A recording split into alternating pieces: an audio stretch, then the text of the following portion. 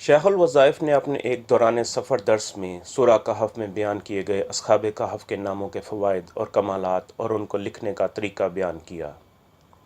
اس کے علاوہ شیخ نے اصحاب کہف کے ساتھ اپنی ملاقات اور لفظ کہف کے کمالات بھی بیان کیے۔ شیخ فرماتے ہیں، قیدی اگر جیل میں ہو اور اس سے کہیں کہ وہ جیل کی دیواروں پر اپنی انگلی سے لفظ کہف لکھے۔ جس گھر سے جنات نہ جاتے ہوں اس گھر کی دیواروں پر کہف لکھو۔ اگر جنات گھر میں چوریاں کرتے ہیں تو گھر کی دیواروں پر کہف لکھو۔ اگر جنات پیسے چڑاتے ہیں تو اپنے سیف پر کہف لکھیں۔ اگر جنات پیسے چڑاتے ہیں تو اپنے سیف پر کہف لکھیں اور یہ سمجھیں کہ اس کو نظر نہ آنے والا لاک لگ گیا ہے۔ جنات گھروں سے چیزیں اور زیور چڑاتے ہیں، اپنی چیزوں پر انگلی سے کہف لکھیں۔ جب بھی آپ گاڑی یا موٹر سائیکل کھڑی کریں وہاں کھڑے کھڑے 7 دفعہ لفظ کہف پڑھ کر اس پر پھونک دیں۔ انشاءاللہ اس کو ایسا لاک لگے گا کہ ہر قسم کی حفاظت، برکت اور رحمت ہوگی۔ اپنے گھروں کی دیواروں پر انگلی کے ساتھ لفظ کہف لکھیں اور ہر دیوار پر لکھیں۔ گھر کے سارے افراد لکھ سکتے ہیں، کوئی ایک بھی لکھ سکتا ہے۔ اس کے لیے پاکی ناپاکی کوئی شرط نہیں ہے۔ شیخ فرماتے ہیں، اس لفظ کہف میں بڑی طاقت ہے۔ اس کی وجہ یہ ہے کہ اصحاب کہف اللہ کے فرما بردار آدمی تھے۔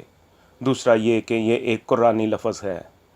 قرآن کا ہر حرف برکت ہی برکت ہے، خیر ہی خیر ہے اور رحمت ہی رحمت ہے۔ اس لفظ کہف کے اندر بڑی تاثیر ہے۔ ایک دفعہ ایک صاحب کہنے لگے، میں کوئی وظیفہ نہیں پڑھوں گا اور میرا کام بھی ہونا چاہیے۔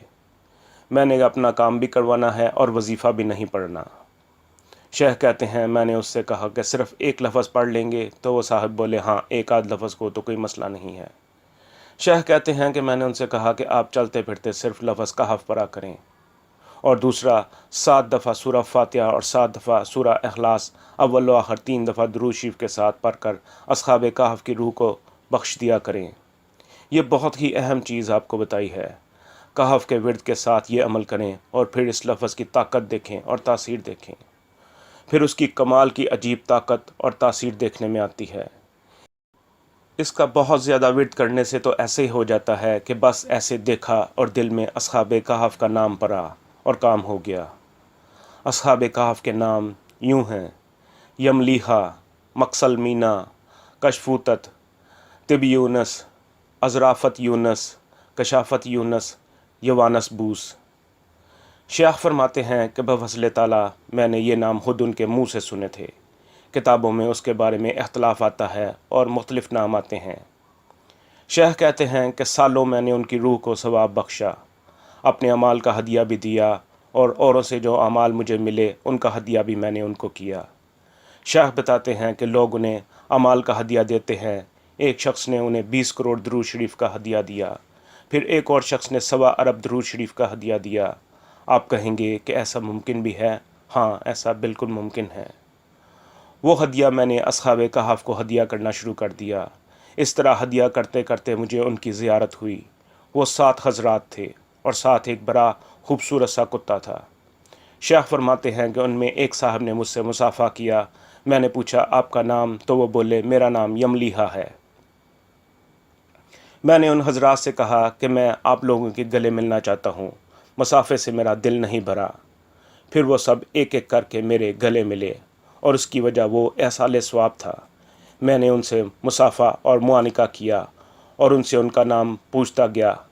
پہلے کا نام یملیحا، دوسرے کا نام مقسل مینا، تیسرے کا نام کشفوتت، چوتھے کا نام طب یونس، پانچویں کا نام ازرافت یونس، چھٹے کا نام کشافت یونس اور ساتویں کا نام یوانس بوس تھا۔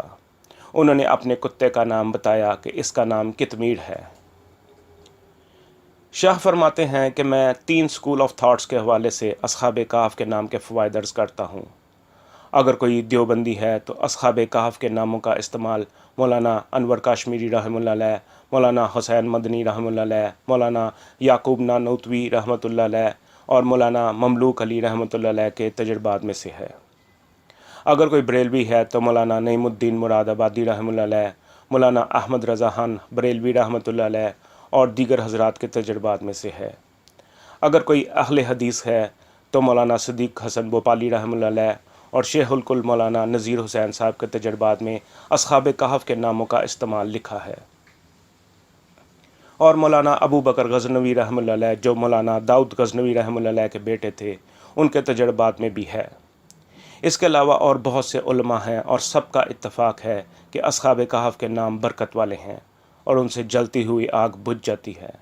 سانپ کے ڈسے جنات کے ڈسے کا علاج ہیں۔ جنات ان ناموں سے ڈر کر بھاگتے ہیں۔ ان ناموں کے عجیب کمالات ہیں۔ ان کے ناموں میں ہمیشہ توئیں آئے گی، تے کبھی نہیں آئے گی۔ یہ دراصل عبرانی سریانی الفاظ ہیں اور جنات کی زبان بھی یہی ہے۔